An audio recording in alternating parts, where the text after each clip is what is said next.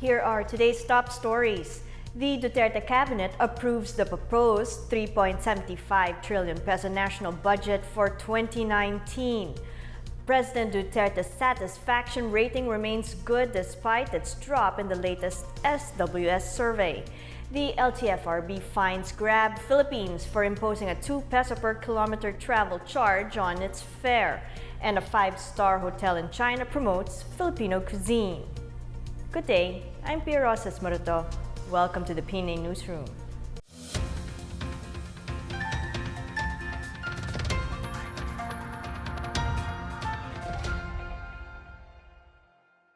The cabinet of President Rodrigo Duterte has approved the proposed 3.75 trillion peso budget for the year 2019.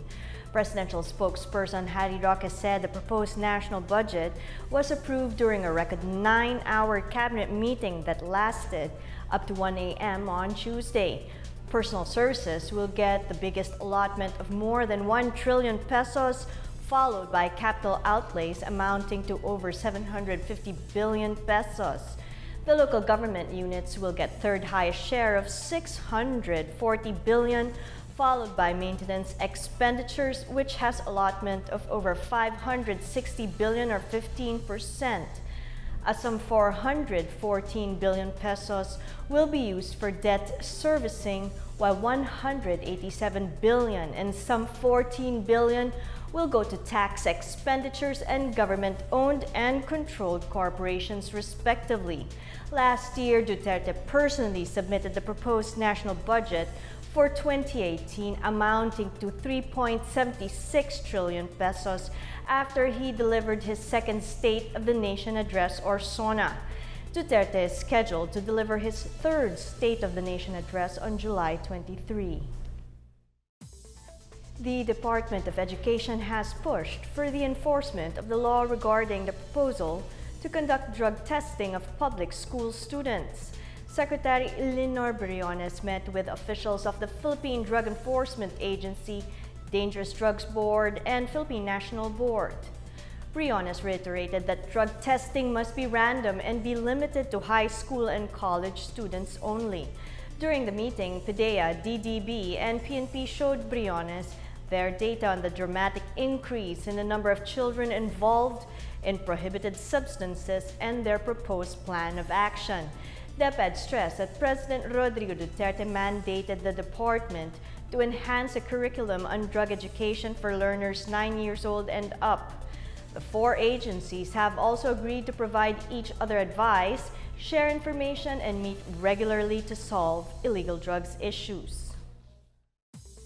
President Rodrigo Duterte continues to enjoy a high satisfaction rating despite a drop in numbers recorded by a recent SWS survey. The president, however, prefers to work rather than pay heed to his ratings. Benj Bondoc tells us more. Our latest social weather station survey, which showed President Rodrigo Duterte's net satisfaction rating dropping to 45%, has failed to rattle the country's first leader from Mindanao. According to the SWS survey, the net satisfaction rating of plus 45 remains good despite an 11-point drop as compared to the first quarter survey result. The survey added that 65% of Filipinos were satisfied with Duterte's work as leader of the country, while 20% disagreed and 15% still undecided. But the president says he prefers to work normally and pays little attention to his ratings. He adds that he has no issue on whether the people want a popular president. Meanwhile, presidential spokesperson Harry Roque said Duterte's plus 45 rating remained the highest compared to his last 3 predecessors. Former President Joseph Estrada, whose rating plummeted to plus 5 on his second year in office, while former President Gloria Macapagal Arroyo's rating also dropped to plus 6 in 2002, and ex-President Benigno Aquino III's rating to plus 42 in May 2012. Roque says despite challenges surrounding his presidency at the time of the survey, Duterte still enjoys the confidence of the majority of Filipinos. Regardless of the numbers, Roque assured every Filipino that the president and his administration would continue to work double time in bringing the fruits of a better and more inclusive economy and in strengthening the government's drive against illegal drugs, crime, and corruption. For the PNA Newsroom, I'm Benj Bondok. Malacanang has slammed the socializing of a member of the camp of Vice President Leni Robredo in a pool party with revisers of the Presidential Electoral Tribunal. Presidential spokesperson Harry Roque says a court like the PET should not fraternize with a party to a case as sensitive as the electoral protest in the vice presidential race. He says such an instance may compromise or cast doubt on the objectivity of the tribunal. The palace hopes the meeting will not affect the results of the ongoing recount. The camp of former Senator Bongbong Marcos has asked the PET to investigate the revisers' outing. President Rodrigo Duterte met with Jesus is Lord Fellowship leader Eddie Villanueva last night in Malacanang as dialogues with religious leaders continue. The president related to Villanueva his thoughts and interpretation of his recognition of God. Villanueva prayed over the president in return. Among those who joined the dialogue were Special Assistant to the President Bongo, Chief Presidential Legal Counsel Salvador Panelo, and Attorney Angelino Villanueva. The JIL leader had criticized President Duterte, saying his controversial comment about God is a violation of the Constitution.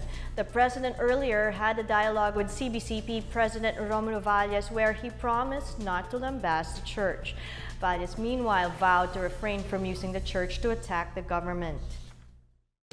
Still to come, President Duterte certifies a universal healthcare bill as urgent. The LTFRB fines Grab Philippines for imposing a 2 peso per kilometer travel charge on its fare. These and more when the PNA Newsroom continues.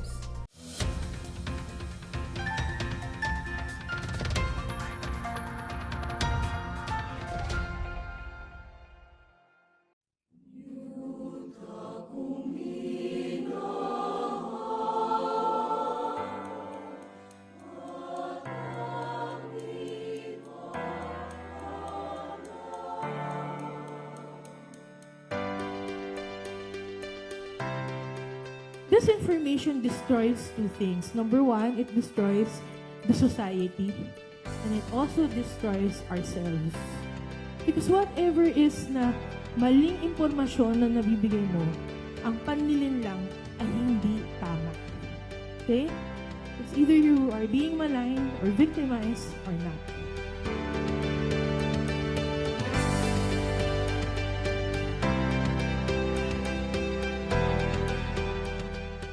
Explain naman ni Pebbles ganyan. I just want to reiterate how important it is for all of us in nation building. When we go against disinformation, when we go against fake news, we are doing service to ourselves, to our society, to the next generation of Filipinos.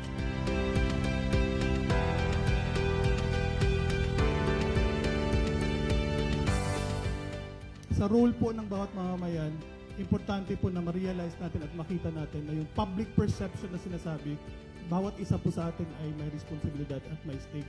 Kaya napakahalaga din po, gaya ng pagsugpo ng kriminalidad, ng droga at pag-solve ng problema o poverty and criminality, ganoon din po kahalaga na mapuksa natin ang problema natin sa wrong information at fake news. Salamat po.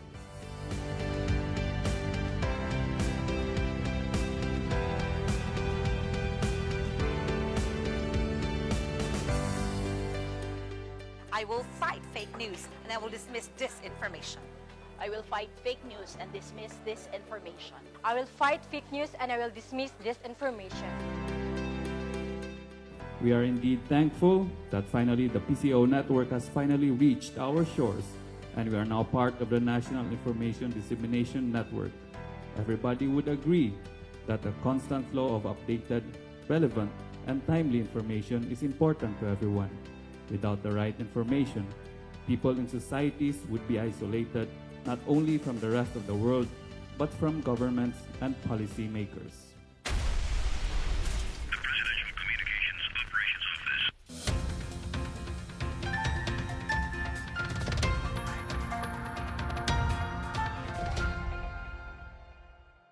President Rodrigo Duterte has certified as urgent a bill seeking to provide universal coverage to government's healthcare services. Presidential spokesperson Harry Roque said the Universal Health Care, or UHC bill, was certified as urgent by the President on Tuesday. The UHC bill was passed on third and final reading in September last year. A Senate bill filed by Senators Ralph Recto, Joel Villanueva, and Sherwin Gatchalian seeks to expand the benefit packages being offered by PhilHealth. Under the House's proposal, the PhilHealth will be reorganized into the Philippine Health Security Corporation, which will serve as a national purchaser of health services. The Department of Health will also be allowed to fully use its income to provide better health services to every Filipino. As of 2016, at least 93 million Filipinos are covered by PhilHealth. Meanwhile, Senator J.V. Ejercito commended President Duterte for realizing the urgency of the proposed UHC bill. Ejercito emphasized that the Universal Health Care bill is integral to the government's anti-poverty drive. Grab Philippines is facing a 10 million peso fine after the Land Transportation Franchising and Regulatory Board determined that its per-minute travel charge is close to overcharging. Maricar Zapata tells us more. The Land Transportation Franchising and Regulatory Board has ordered ride-sharing firm Grab Philippines to pay 10 million pesos as penalties for imposing a 2 peso per minute travel charge on its riders. The LTFRB said Grab should reimburse the charge through rebates on future ride bookings of its passengers.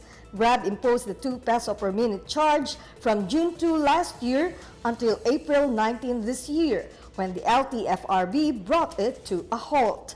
Previously, Grab said the per-minute charge is in accordance with a 2015 order of the then Department of Transportation and Communications, which authorized transportation network firms to set their own fares, subject to the oversight of the LTFRB. But the LTFRB said there was no mention of any travel time rate which Grab has been collecting. Grab may file a motion for reconsideration within 15 days upon release of the LTFRB order and may appeal to the Department of Transportation in case this was denied. Grab has declined to comment on the matter, pending further study by its legal team. Last April, Pwersa ng Bayaning Atleta Party List Representative Jerry Cornograles accused Grab of illegally charging 2 pesos per minute for their rides, on top of its flag-down rate of 40 pesos and 10 to 14 pesos charge per kilometer. Nograles said Grab should refund around 1.8 billion pesos to its customers for overcharging. For the PNA Newsroom, I'm Maricar Zapata. A group advocating the use of electrical vehicles is calling for a zero tariff and duty-free importation of e-vehicle parts in the country. Electric Vehicle Association of the Philippines President Romel Juan says lower duties promote local manufacturing and assembly activities of e-vehicles. He mentioned that there are 3,000 units of e-tricycle and some 300 units of other e-vehicles that are locally manufactured.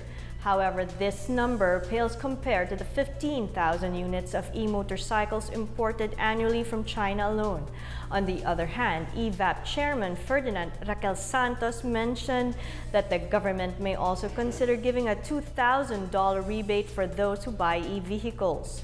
Juan meanwhile said that the e-vehicle industry is in the rise globally due to lower prices of technologies, while major car manufacturers have already embarked on the assembly of e-vehicles.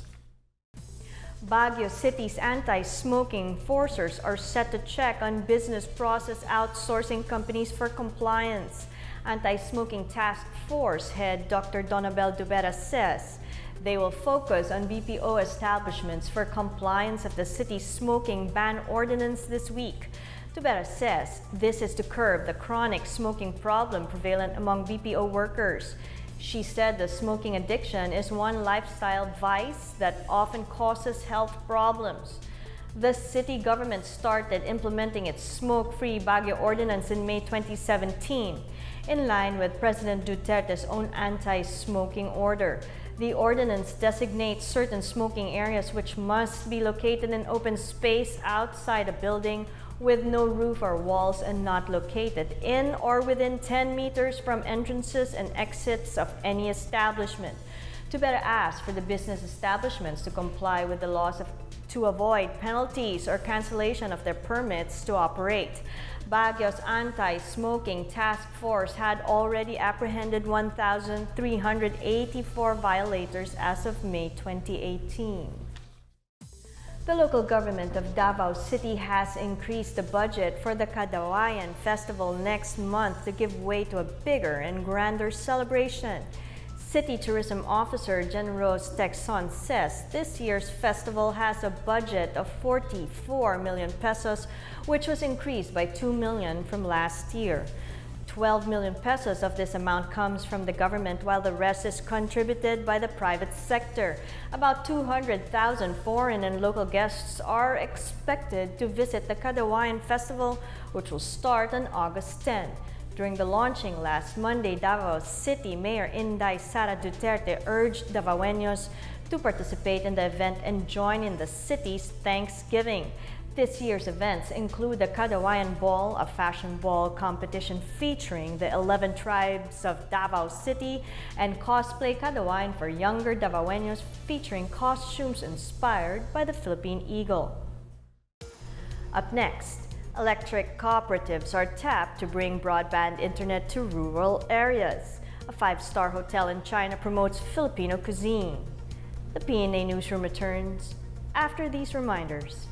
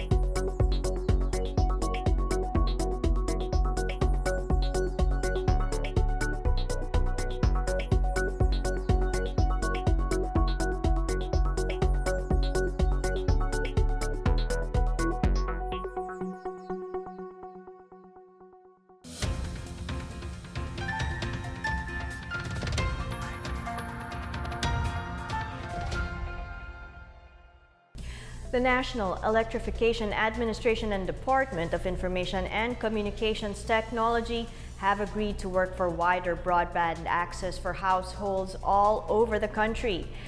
NEA Administrator Edgardo Masongsong has told DICT Acting Secretary Eliseo Rio Jr. that broadband connectivity could be extended to rural areas through electric cooperatives. The NEA chief adds that some electric cooperatives, especially in Mindanao, have fiber optic infrastructure, making internet connections easier. NEA and DICT have decided to form a technical working group to draft a framework agreement, including financial arrangements with cooperatives that have existing fiber optic cables in their distribution lines. The agreement also covers the possible funding for power utilities without fiber optics. Masongsong earlier said that NEA supports the national broadband plan of the Duterte administration. Some 40 lumads coming down from the highlands of Barangay Diatagon, Lianga, and other neighboring areas had sought the help of the provincial government of Surigao del Sur. Lumad leaders, accompanied by members of the clergy, met with Provincial Administrator Efren Rivas and Provincial Attorney Lemuel Auza. Bishop Modesto Villasanta of the United Church of Christ talked on behalf of the Lumads. Apart from all other issues like militarization, These indigenous people wanted that Lumad schools be free from the intervention of the Department of Education whatsoever. Villasanta insisted that they had to remain as alternative schools for the Lumads. The military here was pushing for the disbandment of the said schools, which are suspected of having links to leftist groups. Rivas, meanwhile, gave the side of government in explaining accreditation for the betterment and welfare of the indigenous peoples in the field of education. Alaska has taken the first spot in the PBA Commissioner's Cup semifinals. Vic Manuel towed the Aces past the Magnolia Hotshots, who failed to break down Alaska's defense and lost their lead from the third quarter. Manuel contributed 22 points, while Diamond Simpson posted a 13-point, 15-rebound double-double for Alaska. The Aces will now await the winner between San Miguel and Tocantex. Meanwhile, Global Port Batang Pier survived a rough night against the rain or shine Elasto-Painters. Jonathan Gray saved Global Port with a 3-point shot in the last 11 seconds to force another game for a spot in the semifinals. Gray's game winner capped a 22-point performance, even as Stanley Pringle flirted with a triple-double after making 21 points, 9 rebounds, and 9 assists with 1 steal for Global Port. On our features section, Filipino cuisine is taking center stage in a top hotel in China, with Filipino chefs whipping up authentic dishes and teaching their Chinese counterparts about Filipino-style cooking. Janice Cava tells us more. Some of the best Filipino cuisine were highlighted in the opening ceremony of the Flavors of the Philippines in Hilton Hotel Beijing, a 5-star hotel in China's capital, on July 9. The Embassy of the Republic of the Philippines in China and Conrad Hotel Manila have forged a partnership with the Hilton Beijing to promote the Filipino cuisine in Makan Kitchen of the hotel for 6 consecutive days. Philippine Ambassador to China Jose Santiago Santa Romana warmly welcomed the guests in partaking of the delectable banquet prepared by Filipino chefs from Manila who came all the way to Beijing for the food festival. Michael Vincent Tapiador and Rodelio de la Cruz Jr. said they were happy with their experience in sharing the Filipino way of cooking to the in-house Chinese chefs of Hilton Hotel. In order to bring out the authentic taste of Filipino dishes, the Pinoy chefs brought with them some of the ingredients and condiments all the way from the Philippines. At the same time, they said their culinary creativity was put to test because some of the ingredients were not available in China's capital. More than 20 dishes and desserts including adobo, sinigang na hipon, lechon, kare-kare, chicken inasal, and halo-halo were prepared by the 2 Pinoy chefs and 7 other in-house Chinese chefs to relish in a night of gastronomic treat. The Flavors of the Philippines started July 10 and will run until July 16. For the PNA Newsroom, I'm Janice Cave. Let's now check out the weather forecast for Metro Manila and the rest of the country.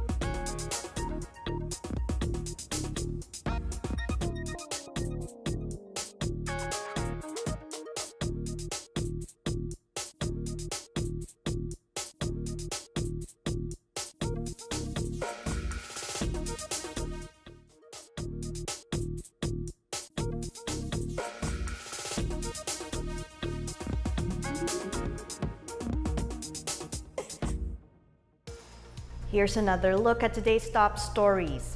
The Duterte cabinet approves a proposed 3.75 trillion peso national budget for 2019. President Duterte's satisfaction rating remains good despite its drop in the latest SWS survey. The LTFRB fines Grab Philippines for imposing a 2 peso per kilometer travel charge on its fare. And a 5-star hotel in China promotes Filipino cuisine. Thank you for watching another edition of the PNA Newsroom. To check out these and other stories, visit the PNA website or follow the Philippine News Agency on Facebook and Twitter. For more stories about the government and how it serves the Filipinos, look for these hashtags in all of our social media platforms and websites. And that's your daily dose of the latest news and information that you need to know from the PNA Newsroom. I'm Pia Rosas Morato. Good day.